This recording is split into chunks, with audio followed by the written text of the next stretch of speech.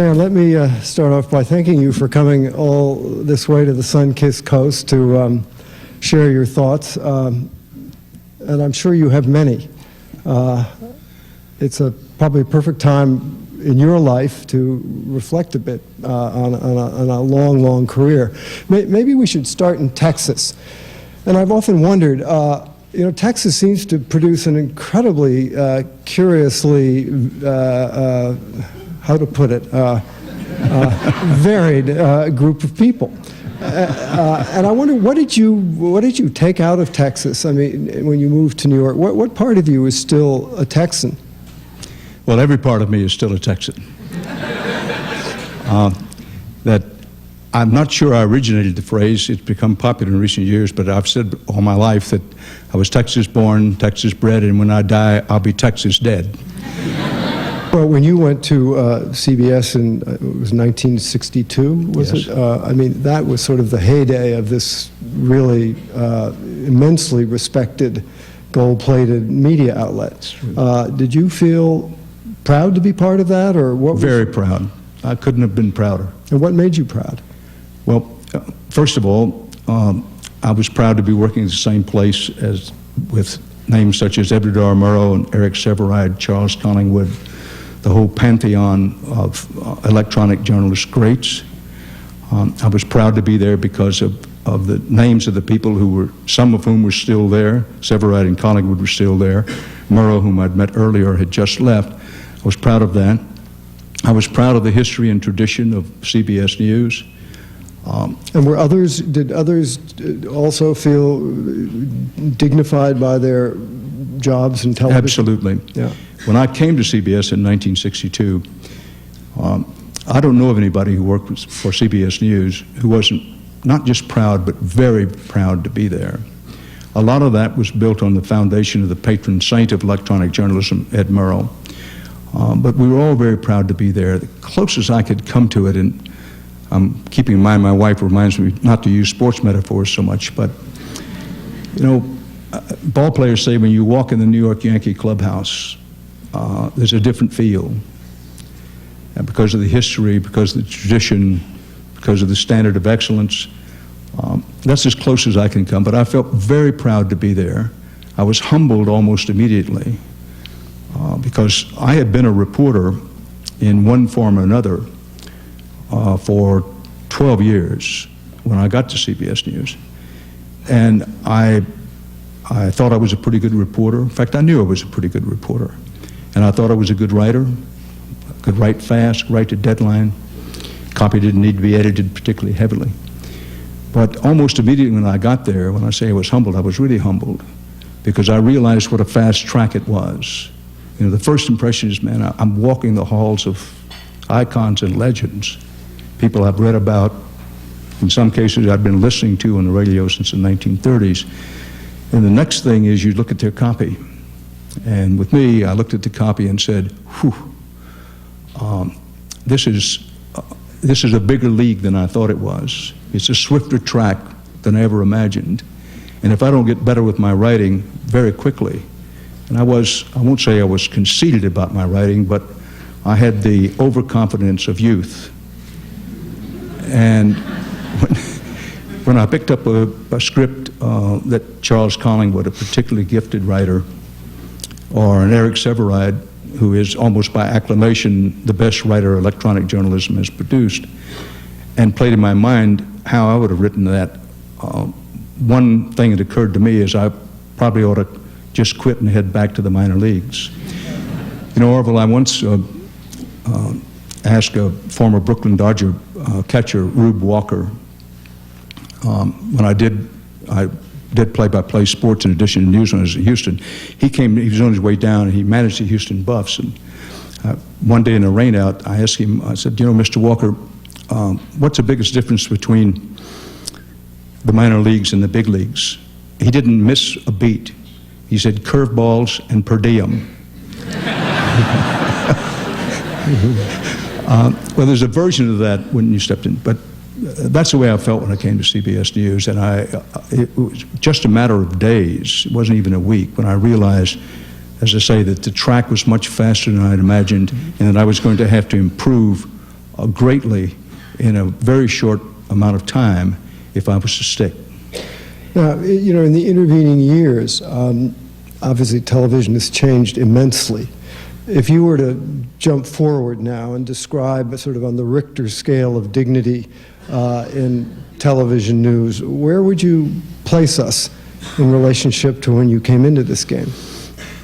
Well, I sometimes say now, only fairly the last 4 or 5 years, partly as humor, there is no dignity in television. Only partly as humor, or? Humor. No, there is some, but I think the biggest difference is that the sense of public service and that network broadcasts are, yes, there to enhance stockholder value, yes, there to make a profit, yes, to get ratings, yes, to get demographics, all of which have been a fact of commercial broadcasting life for the length and breadth of time I've been in it. But there was, certainly when I first came to CBS News, and consistently through the years, while there may have been a slow diminution of it, that there's been an acceleration in recent years of, listen, public service was yesterday. This is today. This is a business. And we must do better this half year, if not this quarter, than we did last, in both what we produce in the way of profits, ratings, demographics, all of those things. So I think the biggest difference is the flame of public service is flickering and burning very low. You know, I did want to ask you, I know this is a topic that you were endlessly questioned on, but you have had a very sort of sometimes adversarial relation with presidents. And I wanted to ask you what you view the role of a reporter in regard to a president. Is it as a watchdog? Is it as a transcriber of what they say? Is it what? How did you see yourself? Well, some of all of the above. Number one, widely believed, it may not be, but true it is, that you never met anybody who had more respect for the American presidency than I do. And as a consequence of that, I have great respect for presidents, whomever they may be. For one thing, I was raised by people who had that view of the presidency. Remember, I was born during the Depression, and most of my early youth was during the Franklin Roosevelt years and the war years. But I have great respect for the presidency. I was the White House correspondent for 10 years. Those years were not consecutive because I was posted overseas, including the Vietnam War for a while, but in total for almost 10 years as White House correspondent. And as corny as it may sound, it is true that I never walked through the gates of the White House without feeling a very strong sense of pride that I was a CBS News correspondent, White House correspondent, but more than that, really humbled to be there and felt a responsibility and, if you will, a duty to be an independent journalist. I wanted full respect for the presidency, particularly, and I think this is point, Orville, that I find that many people, even those with a pretty good education, either don't know or underestimate. When you address an American president, as a reporter or anybody else, as a reporter, when you're questioning a president, one is aware, at least I'm very much aware, that our presidents are not only head of government, but they're head of state. And that's an important difference. For example, sometimes I get into debates with my British journalist friends who will say, well, you know, we question the Prime Minister more often and tougher than you guys do the President of the United States. Well, number one, I'm not sure that's true. But even if it is true, yes, they question the Prime Minister that way, but they do not question the Queen that way. The Queen is head of state, the Prime Minister is head of government. They have a different system. But in answer to your question, I think the role of the White House correspondent is to be an honest broker of information for the viewer and listener. Having said that, I have great respect for every president and tremendous respect for the office, that when a reporter rises to ask a question of a president, any president, whatever party, our presidents are not descendants of sun gods. They are citizens who have been honored with the most important responsibility in the country. But it's citizen to citizen. I always viewed it that way. I recognize that there are people who have other views, and I respect that. But my view was a citizen was rising to question another citizen, the president, with respect, and try to get information that would be important to viewers and listeners. And I did view it as an honest broker of information, and I had a strong sense of wanting to be independent, fiercely so when necessary. Perhaps I had too heavy a dose of that, but without apology, I'd rather have too much of it than too little. But Dan, what's the, I mean, you speak of respecting the office, which is understandable, but what happens to someone such as yourself when you don't respect the man, or when you think the president is spinning something or possibly even lying?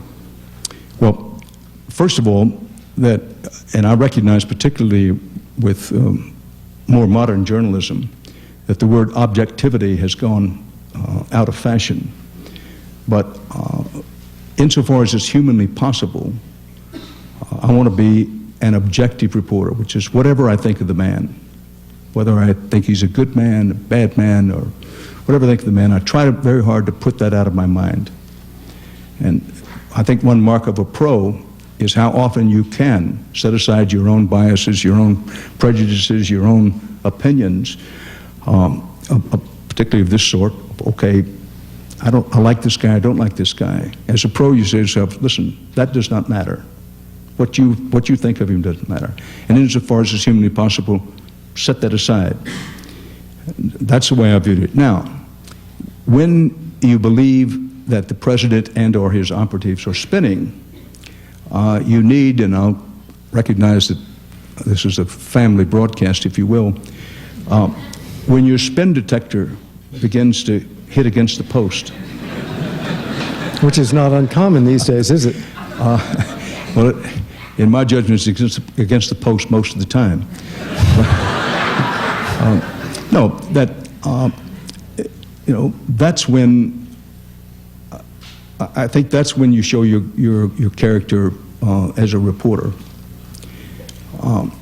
That your job as a reporter is to cut through the spin.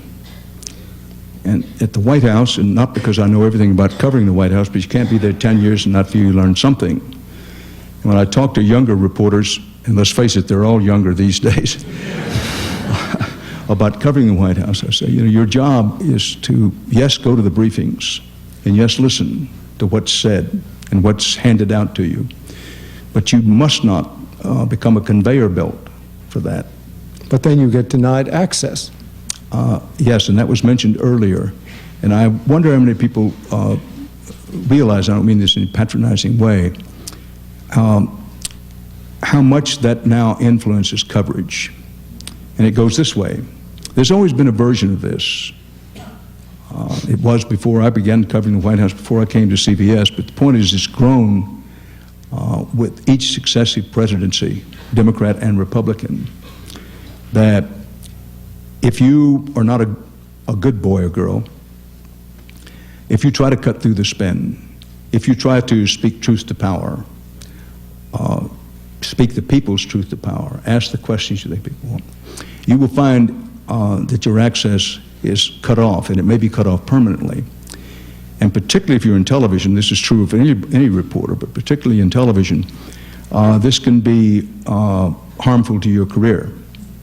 Because providing access, besides the fact that getting access to the principal decision makers and people who know is important to your general work as a reporter, your ability to get access, if you can't get access, your boss is very likely to be saying, you know, Joe's a pretty good White House reporter, I admire his spirit, I like the fact that he's tough-minded, but our competition is killing us with interviews with key aides at the White House, with the First Lady. Let me say, this goes through Democratic and Republican administration. My point is, it's gotten worse, if you will, each time. We've kind of gotten off on access, but don't underestimate the pressure to provide access, to get access, and the corrosive effect that has on a reporter. Being a White House reporter, I don't know of any journalistic enterprise that isn't considered a prize post. You get there, it's a promotion, and you want to keep it. And even the best among us, and I do not exclude myself from this criticism, the access game, and what's happened is the politicians have found out that the access gives them increased leverage on you to either report it their way or make sure that you don't report anything that they consider to be negative. But there are many other aspects to this besides access. The point is that access has become access journalism. As a currency. Is a phrase that didn't exist, so far as I know, 10, 12 years ago, maybe not even 5 years ago. It exists now because it's part of the reality. Now, you didn't have great access to the current Bush White House, even before your story on Bush's tenure in the National Guard. But what went through your head as you were contemplating that story? And I mean, this was a story that could have, if it had turned out differently, perhaps changed the election. Well, I didn't think of it that way. That did not go through my head. But how could it not have? I mean, you expressed before an election. Well, it's very important for me that you know that I'm not the vice president in charge of excuses. And there are no excuses. And I'm not going to talk a lot about this, but I will say that it is not an excuse, but it's a fact that I went straight from the Republican convention to cover a major hurricane in Florida. And we had discussed this story before as a possible story. But to say I was busy with other things is not an excuse. But you say, well, how could you not have thought of it? I didn't really think about much of it, and for that I'm accountable. And I should have thought more about it, but I didn't. And things moved very quickly. But whether anyone wants to believe it or not, I didn't think of it in those terms. The question was, is this a story? Does it have new information? Is the information important or potentially important to the audience? And very quickly, you can argue whether I should have or not. I said yes, yes, yes, on all counts of that. I mean, a question I think everybody has about that story is that maybe in the end the documents could not be proven in terms of their provenance. But the question that never seemed to get explored or asked above that was, is the story true?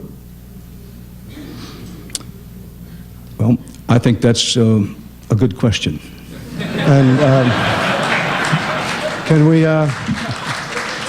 we discuss it a little? No. I mean, do you think people just got scared off it at that point? It blew up so badly that it just was something no one wanted to touch? Well, first, the question you ask, I do think it's a good question. I think it's for each person to decide for his or herself, looking what we did on the air, whether they believe the story to be true or not. But Orville, let me pause and say that I do subscribe to the notion there are no bad questions, there are only bad answers. Mm-hmm. And on this subject, basically what I have to say, I've spoken a lot about it over time. I put it behind me as best I can figure out. Most people have put it behind them. If and when any new information comes forward, which is a possibility, but I don't know that it will, it'll contribute to history's perspective.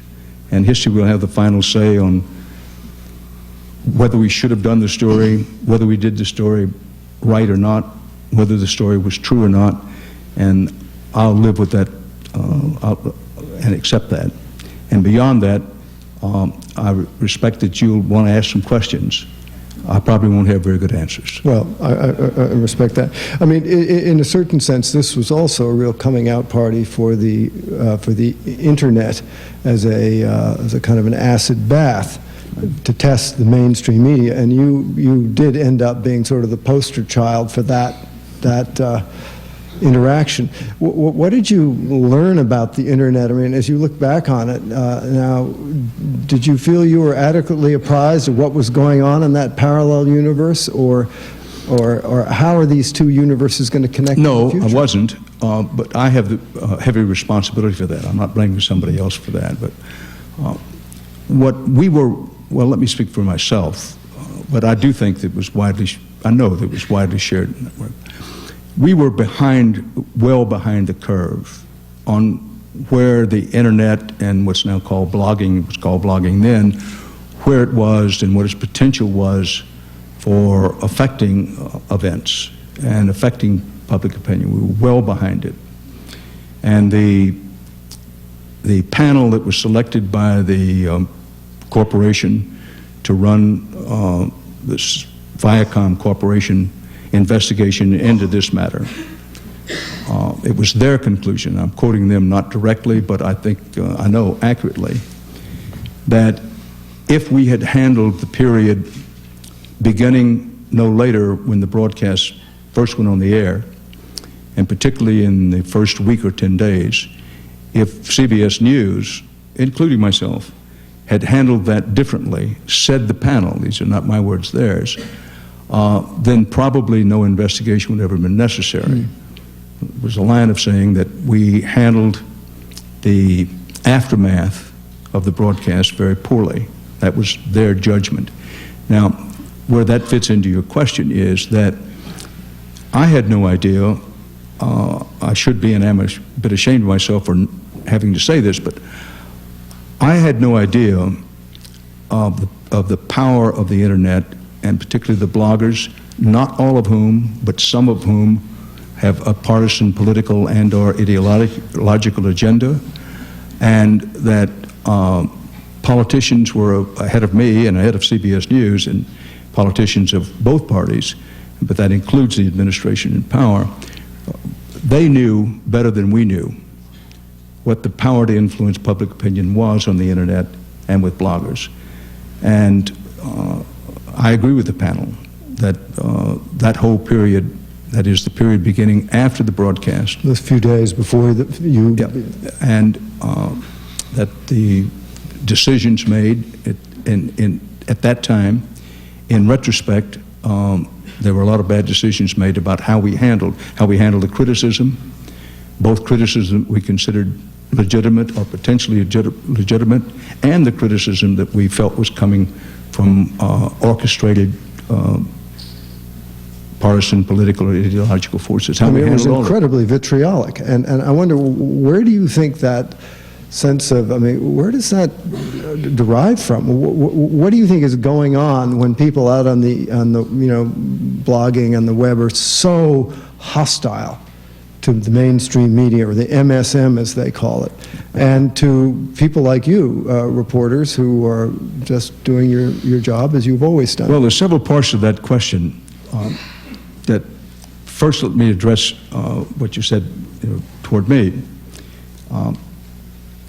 That I think by any objective analysis, in no particular order, number one, I work for CBS News, and CBS News has a history and a tradition. That if you saw the movie Good Night and Good Luck, which the rightfully legendary Edward R. Murrow asked tough questions about Senator Joseph McCarthy, if there is a line running through American politics, for that matter culture, politics, that CBS News has this history of taking on Joe McCarthy. Early on in the civil rights movement, CBS News covered the civil rights movement earlier and much more than competitors at the time, the civil rights movement. Do you think CBS could take on a Joe McCarthy today? I would hope so. But I don't mean that as money. I would hope so. But I will say it would be much more difficult today. Much more difficult today. Because what may have been missed in the film, and I'm sorry for anyone who hasn't seen the film, but did you enjoy the film and found it an accurate or reasonably... I was amazed at how authentic it was, not just in the facts and the storytelling, which it was, but in such small things as they got the newsroom and the control room exactly right, which amazed me. I think it's the most authentic depiction of a newsroom and control room that's ever been put on the big screen. But nonetheless, there's a line running. I work at CBS News, and proudly so, and always have been proud so. But there are some people, there are some parts of the American body politic, some part of the ideological spectrum that has seen CBS News from before when I got there, but including some of the time I've been there, as if not anti-American, anti to their beliefs of what the country should be and how the country should go. So, do you think that's gotten worse, or? I think it's gotten worse. Yeah. The same thing. I think the country is more divided now than it has been any time in my lifetime, and not just about on the subjects we're discussing here, but in general, the country is tremendously divided, and I'm worried about that. Back to the question. So, we were early on to civil rights, and it's easy to forget now, and some people never knew, that there were very, very strong feelings about institutionalized segregation. A large amount of the American population believed in instituted segregation, that is, legally binding segregation. It took on a tough one. CBS News took on a tough one when it began covering civil rights and covering it very heavily, and virtually franchising the story. Not everybody liked that. I won't take the full history. Then we go through Vietnam. We all know how divided the country became over Vietnam. And listen, CBS News hasn't always been the best at covering every story, but two of the stories that, by consensus, we got on early, poured resources in, and stayed with, and had the most distinguished coverage in television, were civil rights in Vietnam, two of the most controversial subjects of the day. And then we go on through the Watergate period, and the only president to resign in our history. It still kind of puts a lump in my throat to realize that he resigned as an unindicted co-conspirator, as the leader of a widespread criminal conspiracy. Again, CBS News, not me, but CBS News was for a long time, for quite a while, the only network news that got on the story. And Dan, what's the story now that's the equivalent to those three stories historically that you're... Well, there are a number of stories around now. So this line runs through. Let me finish for a second. Line runs through. And because I was at CBS News during this time, from beginning with the civil rights movement, and because I was on point as a correspondent, I'm perfectly happy to do so in another context, because being on television is extremely egocentric and narcissistic to a degree, but this is not about tooting my own horn here. But I was a line correspondent during the civil rights movement. I was our point correspondent in the early days of the civil rights movement. I was head of our Saigon bureau through almost a year, practically a year in Vietnam, in 1965-66. And I was the White House correspondent during the Watergate period. So you put those things together and you say, well, why is it that people can get vitriolic? While I don't agree with it, I do understand it. From their viewpoint, CBS News, and to a degree, Dan Rather, have contributed to a lot of what they see was bad and is bad in network coverage. Now, to your question, what's equivalent today? I'm not sure we have an equivalent to the civil rights movement or the Vietnam War, at least not yet. But the Iraq War. There are many similarities with the Vietnam War. Have we covered it well and courageously? It has not been covered well, no. There are many courageous reporters, including many at CBS News and every network. My friend Bob Woodruff is still recovering from his wounds. John Burns, who's the New York Times correspondent, hero in my eyes, done terrific work and courageous work. There has been courageous work done by individual reporters, and there's been some courageous work done by television programs and networks. But the core question is, has it been covered well? And the answer is no. And particularly during the period to the run-up to the war, and I do not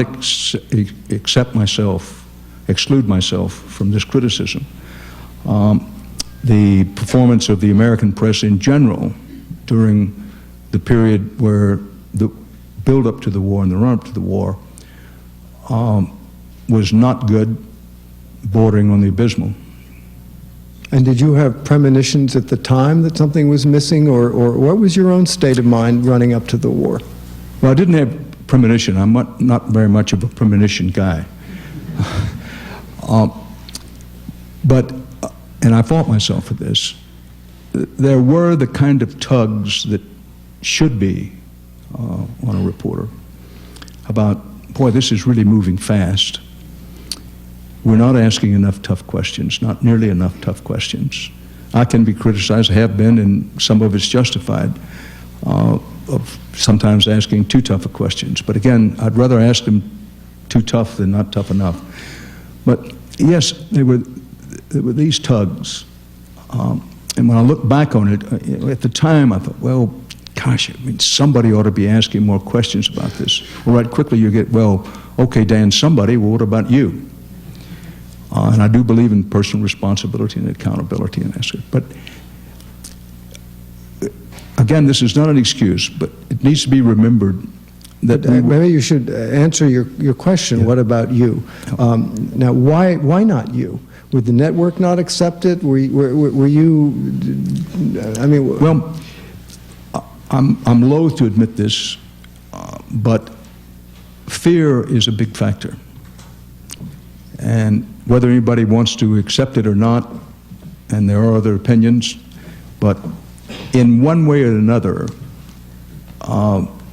fear is a major factor in every newsroom in the country today, fear and of particularly access. during that period. And, well, I'll give you an example, and it's a big example, and it comes back to your question about why wasn't more done? Why didn't you do more? Why didn't I do more? Why didn't the press in general do more? One is the fear of being called unpatriotic.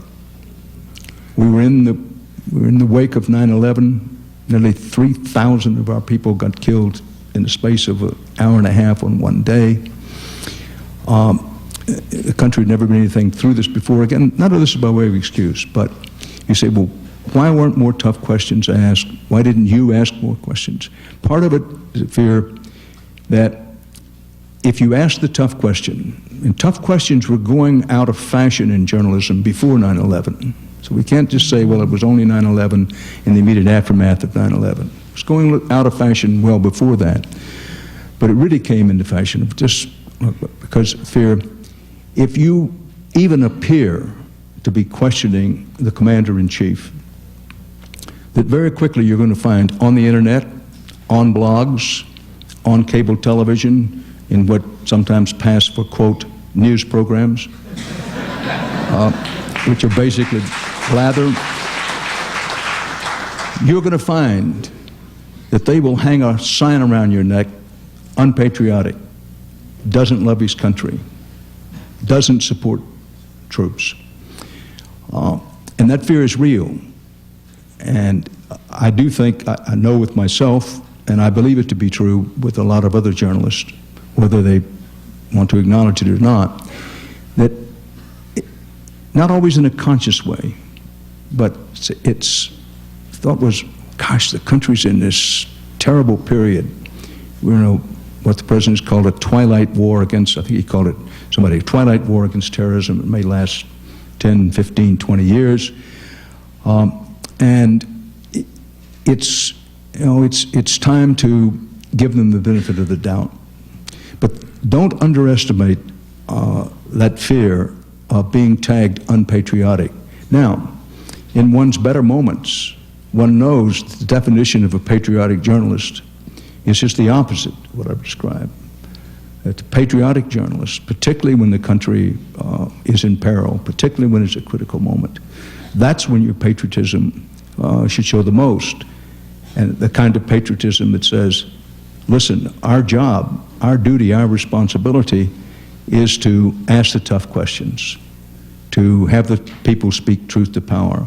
And not only ask the tough questions, but keep on asking the tough questions. Frequently what happens, somebody will finally suck it up and get on their feet and ask a tough question. And there's at least mentally a kind of gasp in the room of, okay, he or she is really laying it out there.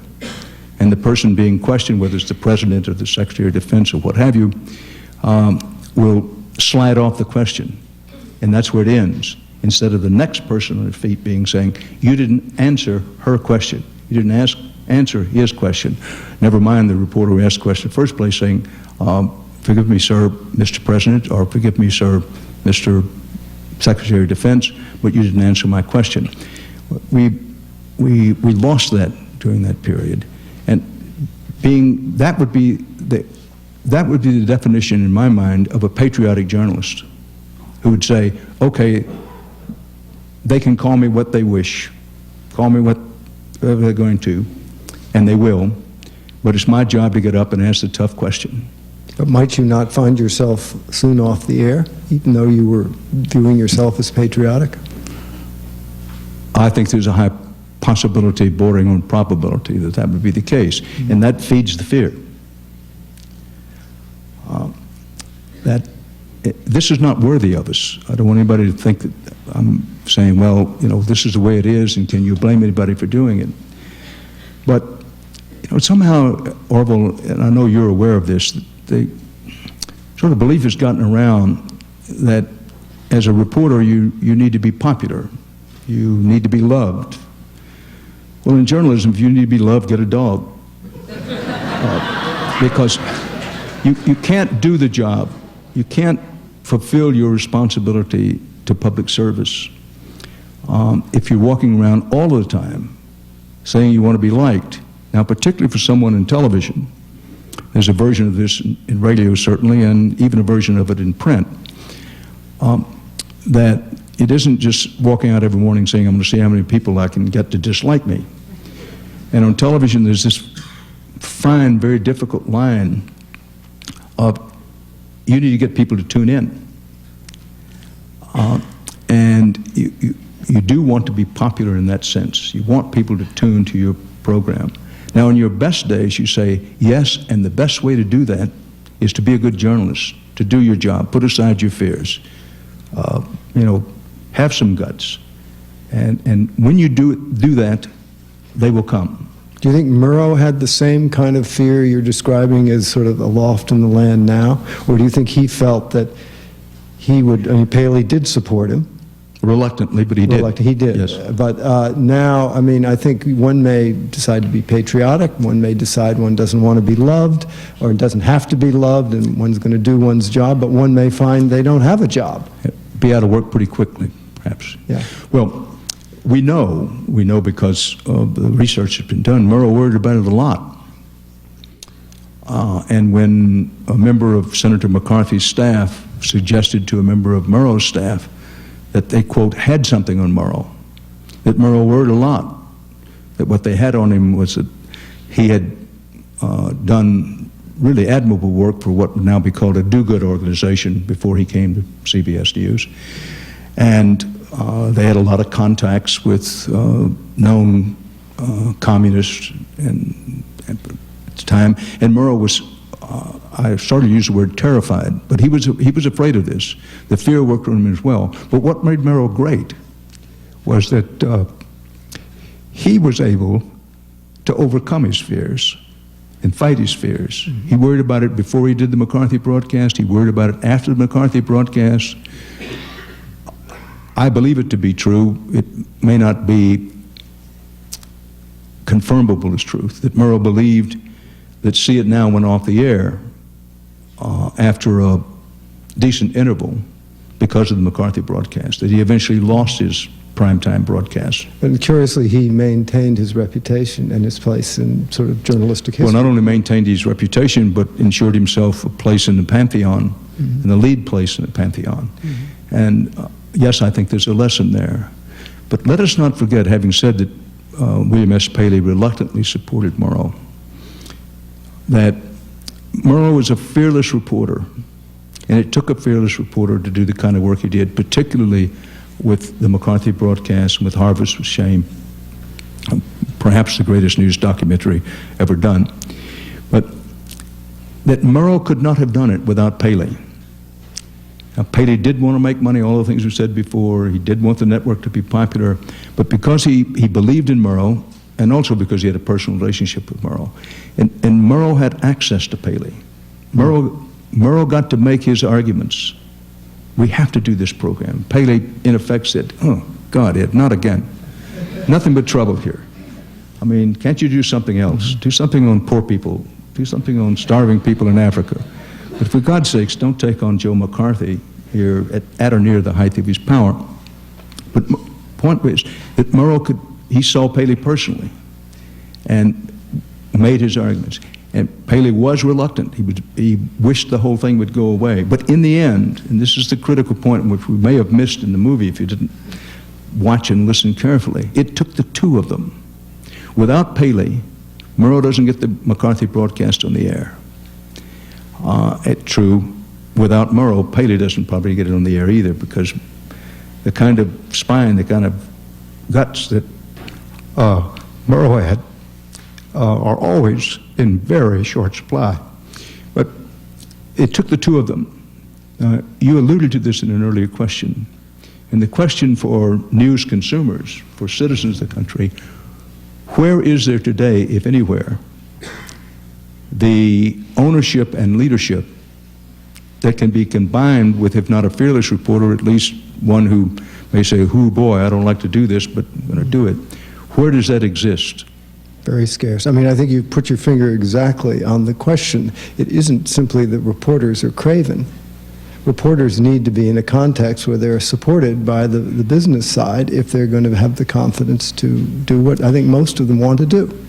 Yes, and let's be fair here, as we always try to be, that I think many of us, particularly those of us who've been lucky and blessed and honored beyond comprehension by having jobs such as being the anchor and managing editor of a major network broadcast, when I include myself in this, we haven't worked hard enough to establish a relationship with the new ownership and leadership model. I mean, I think people know this, but let's review that in Paley's time, the CBS that Paley owned and operated almost up to his death was fairly small compared to the ownership of the three major over-the-airways networks now. Viacom owns CBS. They just split the stock, which I don't understand, but that's another subject for another day. But basically, Viacom, GE, and Disney. Huge international conglomerates. And huge food chains of command, so you can't exactly really get to the top. That for a reporter, even for a Murrow, I mean, you know, Murrow is one of a kind. Severide wrote when Murrow died that he is a shooting star. We are not likely to see his kind again soon, when we've never seen his kind again. But a wanting to do the right thing, major reporter at a network, that in those days it was the news division answering directly up to Paley. And then as CBS got a little larger, it was the network answering directly up to whomever was under Paley, Frank Stanton, somebody else. But there was a clear line of communication as well as command. And now, as you point out, there's layer after layer after layer. Again, I guess this is about the fourth time I've said it. None of this is by way of excuse. It's trying to have you understand what the difficulty is. And I fault myself, among others, of not working hard enough, realizing that it's harder now to get an audience with the ultimate decision maker, the owner of the huge international... Who may not really understand the media or may not cut his teeth in and if he media. did, that is, if you were able to get to this person, he might accept your argument. Point is, I don't know anybody who's made it to him. If you sat down, you know, I believe, and it's been a long time since anybody called me naive, that, you know, I think these large companies, these large corporations are owned by good and decent people. I think they're as patriotic as I am. I think they love the country as much as I do. I have a reason to believe they want as much, or perhaps more than I do, to do the right thing. The point here is that in terms of news, it's rare when anybody gets an audience with them. Did you ever ask to go see Sumner Redstone and make your case? No, and I wish I had. Well, never too late. Well, never too late, but in a lot of ways, the hour goes late for me. Well, maybe that gives you all the more prerogative to do it and reason to do it. Listen, I want to get to questions from you all, but let me just ask you the final question, which really was the subject of this whole exchange. Do you think the broadcast media is serving America well now?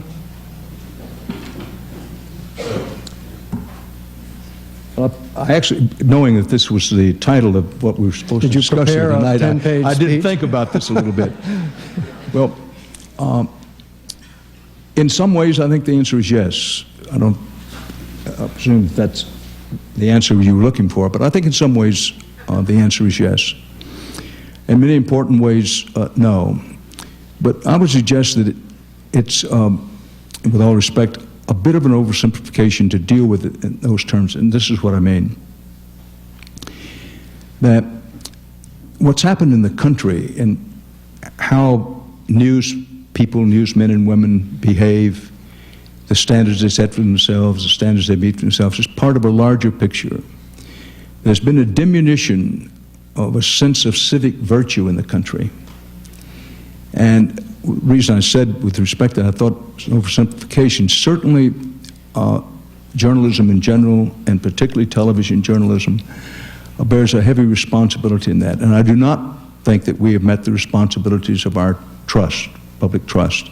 Having said that, I think a network news program is a public trust in the same way that a newspaper in many important ways is a public trust. We haven't met that responsibility. But the larger picture is the whole idea of civic virtue has gone a bit out of fashion. For example, I can't see because of the lights, but I'd like to have a show of hands for the number of people who have written their congressman in the last month. Well, here in Berkeley, Dan, you may be surprised. Well, no, I was going to say, but that's fine. I knew that. And here in Berkeley, I expected more hands to be raised than might be elsewhere. But even in Berkeley, the majority of the people in the audience have not written their congresswoman or congressman or senator within the last month. So when you say, well, has television news failed the country? I think it's a much larger picture concern. Now, where we fit into that, and again, this is an explanation, not an excuse, that it's very easy when things go wrong. People want to blame somebody, and the press is always handy to blame.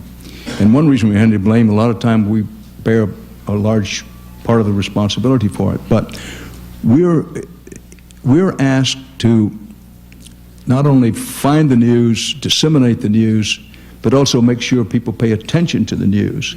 In a way, we have to raise it, eat it, digest it all at once, and it's asking too much of the press. I want no ambiguity on this. That we have a lot to answer for, and I have a lot to answer for, particularly in the period of roll up to the war, and then even after the war started and what's gone past it. While I think things have gotten a bit better, the press is, in general, is at least a wee bit less timid today than it was a year, certainly 2 years ago. Now, if you wanted to conclude that it's because the president's approval ratings have gone down, I wouldn't necessarily subscribe to that view, but I would understand if you held it that way. But having said that American journalism, in my opinion, is in near desperate need of a spine transplant.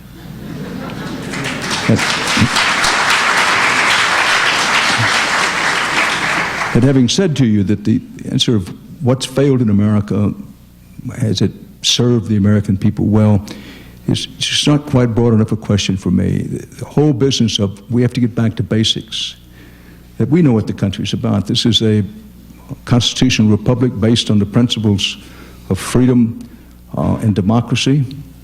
And its bedrock is it's a participatory democracy.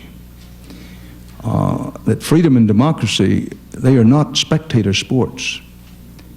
And what's become popular is the population as a whole wants to be a spectator. Don't get involved, don't take position, or don't pay much attention. And then when things go wrong, say, you know what? The press didn't call attention to us for all these things. And I think that the major failing, having said, the major failing is not having the guts to ask the tough questions and keep on asking the tough questions.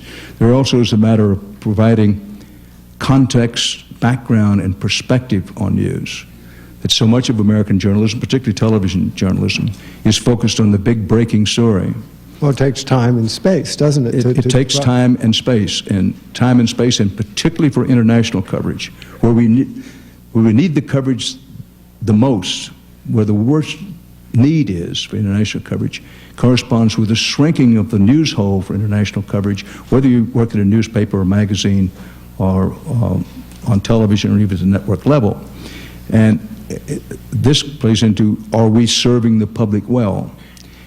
And part of that responsibility, a large part of it's ours, having to do with the ownership and leadership as well as editors and reporters, but also with the public, because when I was anchor and managing editor of the Evening News, and we would have a big international story, take Sudan as an example. You said, I mean, we've got to cover things in Sudan. That budgets come into play there, but one of the things that you would get on that kind of story, and I use just one example, is, Dan, don't you understand that this is a new era? You don't want to be yesterday's man. You don't want to be a dinosaur. And people are not interested in international news, other than the war, of course the war. But other than the war, people are just not interested. And look here, we can show you the ratings. And this happens in one version or another, I think, in every newsroom. I can't speak for every newsroom. I believe that it happens less at CBS News than it does other places. Said, look, when you led the broadcast last week 3 days in a row with this international story, look where you were vis-a-vis your two major competitors who didn't lead with it. It is the belief runs strong among the decision makers that the public is not interested in international news. So it's one thing for me to say we don't cover international news the way we should. We don't give it nearly enough time and space. But this is a shared responsibility, because nearly everybody gets it thrown back in their face sooner or later. Not only do we have the ratings that show that people are not interested, don't pay attention to international news, but when we go out and run these market research things, people go out, stand outside Walmart or Target, whatever, and ask people what they're interested in, they always put international news other than the war pretty far down the road. So this is, I come back to, somehow we have to get back to the base camp of it's a participatory democracy. And reporters such as myself have a high responsibility, have a special responsibility, but each individual citizen has a responsibility. And for those who ask the question, well, why didn't the press do more? I've tried to answer that in my own stumbling, kind of bumbling way here tonight. But the return question is, well, what did you do? Did you write your senator? Did you vote in the last election? Did you get active for whatever side of it? Did you write Andrew Hayward at CBS News and say, why aren't we seeing more X, Y, or Z? Mr. Hayward is now retired. I understand that. Let's end with two questions about Iraq. Why hasn't there been more coverage of whether Donald Rumsfeld should be held legally and morally responsible for torture? Well, there has been some coverage. The question is, why hasn't there been more coverage? We could have a long discussion about journalism, but you know, the version of there's so many things to report in so little time. But there has been some reporting on that. And I'll give print a lot of credit. Some newspapers and magazines have dealt with it. The question is, why hasn't there been more?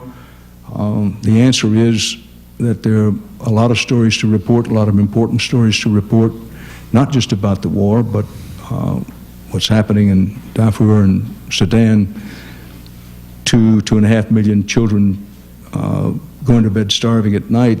I mean, what's happening in Central and South America. There are a lot of big, important stories, and everybody has their choice of where a program or an editor should place their emphasis. And as one who's had the daily responsibility of 24 years, I can only tell you that we do our best to sort it out and to place importance where we think we can. It's needed. I do agree that this is an ongoing, legitimate story. But back to the question, why hasn't there been more coverage? I hope I've answered it. I've answered it best I can. Well, this question may be slightly unfair because you are a journalist, not a politician, but if you were president, what would you now do with Iraq?